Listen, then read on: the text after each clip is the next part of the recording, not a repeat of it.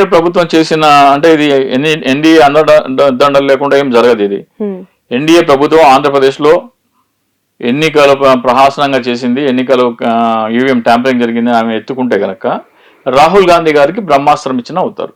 Okay, మేము గెలిచామా మేము ఓడిపోయామా సంగతి పక్క, పారదర్శకంగా ప్రజాస్వామ్యబద్ధంగా ఎన్నికలు జరగలేదు.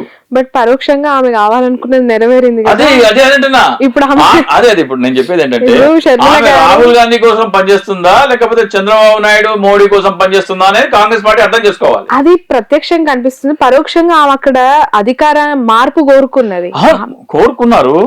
కరెక్టే. మీ రాహుల్ గాంధీ గారు ఎవరితో పోరాడుతున్నారు? బీజేపీతో పోరాడుతున్నారు. మీరు మరి ఇక్కడ ఎన్డీఏ ప్రభుత్వం ఇంత అవకతవకలు చేసే అధికారంలోకి వస్తే మీరు రాహుల్ గాంధీ లైన్ తీసుకుంటారా, చంద్రబాబు నాయుడు లైన్ తీసుకుంటారా? ఆబ్వియస్లీ రాహుల్ తీసుకోవాలి. మరి ఏం చేస్తున్నారు మీరు? ఆంధ్రప్రదేశ్ ప్రజలు ఆలోచించాలి, కాంగ్రెస్ పార్టీ ఆలోచించాలి. రాహుల్ గాంధీ గారి చేతికి బ్రహ్మాస్త్రం అందించే అవకాశం ఉంది. షర్మిల గారు కనుక ఆంధ్రప్రదేశ్ లో జరిగే ఫామ్ 20 అప్లోడ్ చేయాలి, మేము కూడా పోటీ చేశాం కాబట్టి మేము కూడా కంటెంప్ట్ ఆఫ్ కోర్ట్ వేస్తాము. అభ్యర్థి వాళ్ళు కూడా అభ్యర్థులు పెట్టారు కదా, ఎక్కడెక్కడైతే మేము పోటీ చేశామో అక్కడక్కడ ఫామ్ 20 పబ్లిష్ చేయాలని మేము కూడా కోర్టుకు వెళ్తామని షర్మిల గారు అనొచ్చు. ఇండిపెండెంట్ అభ్యర్థులు చేయొచ్చు, పని బీఎస్పీ చేయొచ్చు, కమ్యూనిస్టులు చేయొచ్చు, వీళ్ళందరూ చేయొచ్చు. Okay, right sir. Coming to the point, ఇప్పుడు గవర్నమెంట్ పథకాలన్నీ కూడా సాఫీగా ఇచ్చేస్తూ ఉన్నాము, ఎక్కడ ఎలాంటి ఇబ్బందులు రాకుండా పింఛన్స్ అవ్వచ్చు, ఇతరత్ర అనేక రేషన్ కి సంబంధించిన అనేక సరఫరా ఎక్కడ నిలిచిపోకుండా చేస్తున్నాము అని చెప్తున్నారు.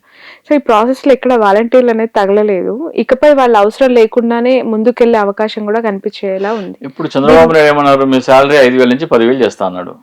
వాళ్ళు నమ్మారు. వాళ్ళకి ఇప్పుడు అసలు వాలంటీర్ వ్యవస్థ లేదు. ఇప్పుడు జన్మభూమి 2.0 తీసుకొస్తారు, 2.0 ఏదో చెప్తున్నారు ఆయన. ఆ జన్మభూమి వాళ్ళకి ఈ వాలంటీర్ వాళ్ళ బాధ్యతలు అప్పచెప్పొచ్చు. నంబర్ 1. పెన్షన్ కూడా ఇంటికి వచ్చే పెన్షన్ నాకు తెలిసి ఇప్పుడు రావట్లేదు. కొన్ని చోట్ల అయితే వీళ్ళు ఆఫీస్కి వెళ్తున్నారు, కొంతమంది సెక్రటరియట్ సిబ్బంది వచ్చిస్తున్నారు.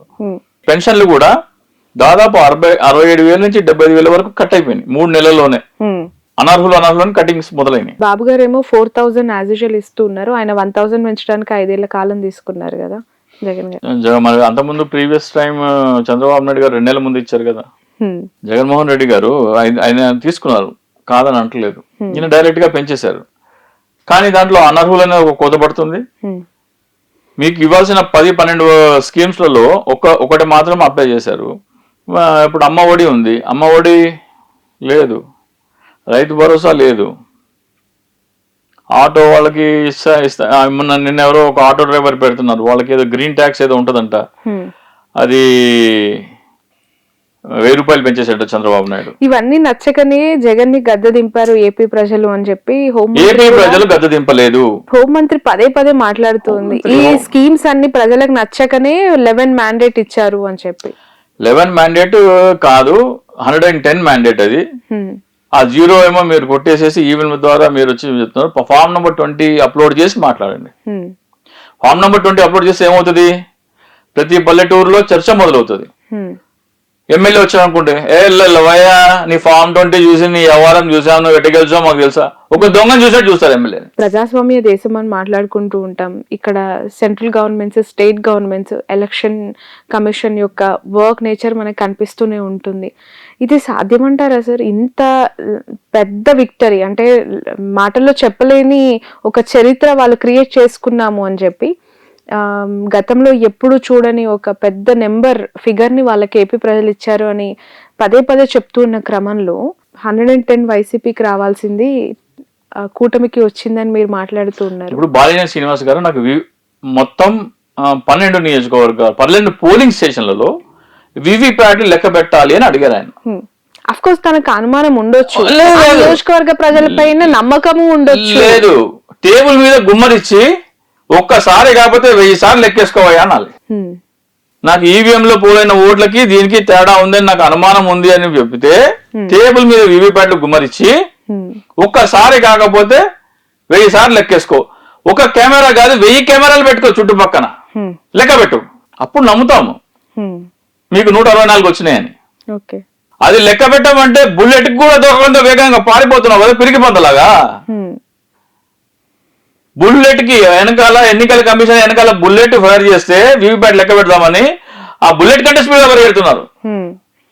ఇది చాలు. కొంచెమైనా కామన్ సెన్స్ ఉన్నోడికి ఇది చాలు, ఇంతకంటే ప్రూఫ్ అవసరం లేదు. ఖచ్చితంగా నువ్వు ఫామ్ 20 అప్లోడ్ చేయి. పల్లెటూరులోకి ఎమ్మెల్యే వెళ్ళలేడు. వైసీపీకి ఇది చెప్తున్నాను, ఇది ఒక మామూలు విషయం కాదండి. ఇదే మన భారతదేశంలో జరిగిపోయింది. కానీ ఇదే విదేశాల్లో అయితే దేశద్రోహం కేసు పెడతారు. దేశద్రోహం కేసు. దీని వెనకాల ఎవరున్నా సరే,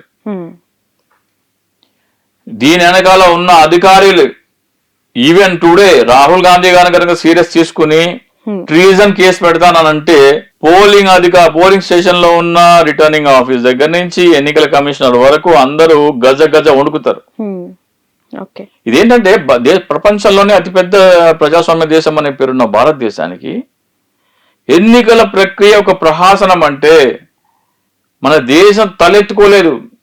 రేపొద్దున్న ప్రపంచ దేశాల్లో ఐక్యరాజ్య సమితిలో వెళ్తే భారతదేశ ప్రధానమంత్రి తల దించుకుని నిలబడాల. ఎన్నికలలో మేము ఇలా చేస్తున్నామంటే. Sir, Nara Lokesh red book గురించి వినుంటారు. వైసీపీ వాళ్ళు బాగా భయపడుతూ ఉన్నారు ఈ రెడ్ బుక్ చూసి అని చెప్పి ప్రశ్నిస్తుంది. నిజంగా అనిపిస్తుందా వైసీపీ వాళ్ళలో? ఎందుకు అంతగా, అంటే తప్పు చేయనప్పుడు చాలా ధైర్యంగా ఉండాలి కదా, రెడ్ బుక్ చూసి భయం ఎందుకు వేస్తుంది అంటారు వైసీపీకి? వైసీపీకి భయం వేస్తుంది. వైసీపీ అని చెప్పినట్లేరుగా.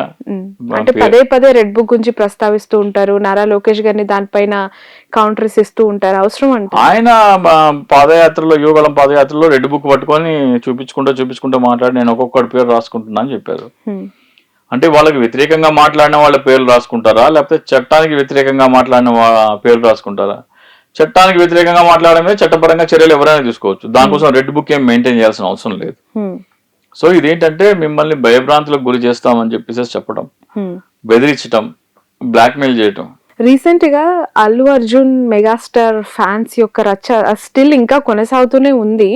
ఎలా చూడాలంటారు? అంటే బొలిశెట్టి గారు ఒక ట్విట్టర్ లో పోస్ట్ వేశారు, మళ్ళీ డిలీట్ చేయడం జరిగింది ఆయన పెట్టిన పోస్ట్ ని. నాగబాబు గారు, మన శ్రీనివాస్ గారు, ఆయన కూడా ఒక ఫైరింగ్ ట్విట్టర్ లో ట్వీట్ చేసి డిలీట్ చేసేసారు. ఇక్కడ ఏంటంటే స్థానిక సంస్థలు అంటే కార్పొరేషన్ పదవులు పందేరం ఉందండి. నేను ఒకడిని ఉన్నాను, నాకు మంచి పదవి కావాలి అని పవన్ కళ్యాణ్ కి పదే గుర్తు చేయాలి. పవన్ కళ్యాణ్ చిన్న ఇట్లా మాట్లాడుకుని ఇట్లా ఇంటర్వ్యూలు ఇస్తే ఎందుకు గుర్తు చేసుకుంటాడు? నువ్వు పవన్ కళ్యాణ్ అనేది మొగోడువా, నువ్వు పుడింగివా అంటే పవన్ కళ్యాణ్ డ్రాప్ అవుతుంది. ఓ బోలిశెట్టి శ్రీనివాస్, ఈయనకి 10 మార్కులు, 10 out of 10 ఈయనకు మంచి పదవి ఇవ్వాలి. అట్లా ప్రతి ఒక్క జనసేన కార్యకర్త పవన్ కళ్యాణ్ దృష్టిలో పడడానికి చేసే ఒక స్ట్రాటజీ ఇది. మెగా కుటుంబానికి చెందిన వ్యక్తి లేదా చిరంజీవి గారి మేనల్లుడు ఆయన నంద్యాలలో ఒక అభ్యర్థికి క్యాంపెయిన్ చేయడం కోసం వెళ్తే అది పెద్ద తప్పు ఎట్లా అవుతుందండి? ఇలా ఏం తప్పు ఉంది అంటే జనసేన పార్టీలో పవన్ కళ్యాణ్ జనసేన పార్టీ పెట్టాడు కాబట్టి తన బంధువులు ఎవరు వెళ్ళి విపక్షాలకి ప్రచారం చేయకూడదా? అదే ఒక రూల్ అయితే తాను జీవితంలో ఒకానొక స్థానంలో కోవాలనుకుంటున్న దశలో చిరంజీవి నన్ను చేరదీసి యాక్టింగ్ స్కూల్కి పంపించి నటనలో మెళకువలు నేర్పించి గీతా ఆర్ట్స్ అనే సంస్థ ద్వారా ఒక సినిమా తీయించి తన మెగా అభిమానుల సపోర్ట్తో తనను ఒక పవర్ స్టార్ని చేసిన చిరంజీవి గారు 2014లో కాంగ్రెస్లో